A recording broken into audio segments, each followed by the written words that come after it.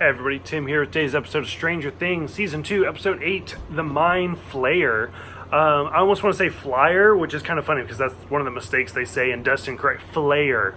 So overall, I love this episode. This was a great episode. As much as I love this episode is how much I disliked the last episode. And like it starts out right from where episode 6 starts. So again, like if you just took 7 completely out of the stream, like it would be perfect. Like it just doesn't miss a beat.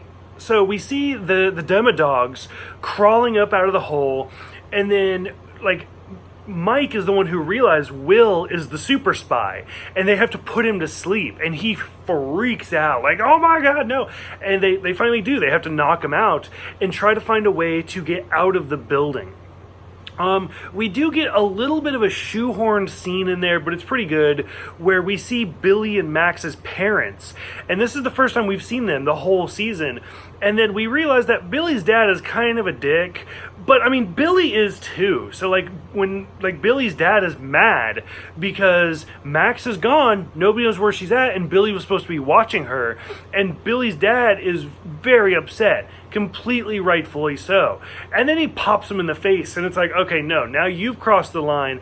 And you can kind of see like it's kind of a scapegoat where why is Billy such an angry character? Oh, it's because his father is abusive. But I don't know, like I felt like it was just kind of a cop-out. Like I wasn't really digging it as much, and the whole scene is very forced in there. Like it didn't really make sense. Lucas finds out that Dustin has been hiding Dart this whole time, and which kind of leads to them having a big fight, but they get sidetracked because they have to go to the plant where everybody's at. This is that episode where all the groups finally converge before the giant last episode. We saw the exact same thing last season, like it's almost textbook at this point, like they're following a formula, but it's a great formula. So, I mean, if it works, keep doing it. There's some great scenes where, like, as kind of a nerd, like, I really liked Bob at this point, where he's like, oh, to get the power back on, like, we have to go to the computer. And Hopper's like, okay, I'll do it. And he's like, do you know BASIC? And he's like, no, what is it? Oh, it's a computer programming language. And he's like, okay, well, teach it to me. And Bob's like, are you kidding? Like, do you want me to teach you French and German as well? Like, I mean, if we got all this time. Now, when I was in school, like, I actually went to a special high school for, like, web design and stuff like that. So, like, writing HTML and all that was great. Like, I had a lot of fun doing all that. So, BASIC is kind of before my time, but still, trying to just teach somebody how to write that, a computer programming language, it's actually kind of comical to, like, have Hopper be like, okay, teach it to me, let's go. So I really like that scene. Dustin coins the term Demodogs at this point because they're Demogorgons and they're dogs. They're Demodogs. It makes sense. And they come up after they finally do escape. I do like Owens at this point. Like this whole time, Owens has kind of been like, meh, I don't know what's going on. So Jonathan and Nancy show up at the plant at the exact same convenient time that Steve, Dustin, Lucas, and Max show up. So like I said, everybody's converging. Bob decides to go and unlock the doors, being guided by Dr. Owens, but he forgets the gun. And so like I said, at this point, like Dr. Owens, like I've had a bad feeling about him this whole time, but in this episode he's actually kind of a good guy, where he's like telling Bob how to get around. He's like, stop, okay, now go this way, okay, now go this way, there's a closet to your left, get in the closet.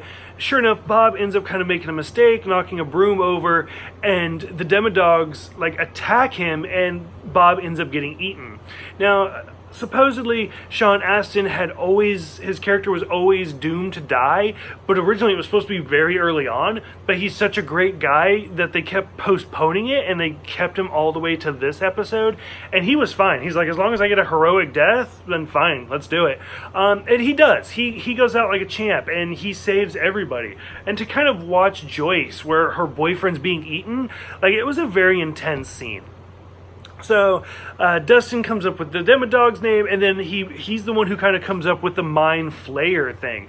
And it's such a great scene. Like, this is, again, one of those times where Dustin is kind of my favorite characters, where he's like, it's the Mind Flayer, and he pulls out the book, and Hopper's like, that's a game, and Dustin's like, that's not a game, this is a manual.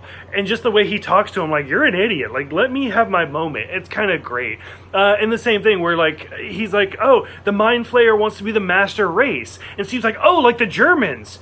No, like the Nazis. Like, use your words, like, very specific things. Like, this is not a game, this is a manual.